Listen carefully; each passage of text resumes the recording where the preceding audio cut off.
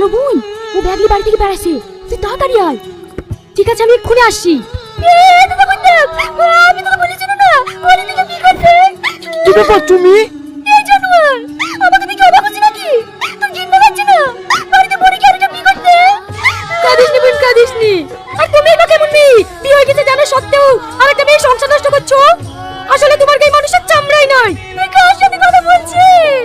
ওই চাপর আমার শরীর মাথাটা খায় না গো। সকাল থেকে এত পেটে সমস্যা করছে না। দাও ভাই, টুপিটা দাও। এই সফি, তুই দিদিকে বিয়ে করছিস নি? না না, আমি কেন বিকেটে যাব?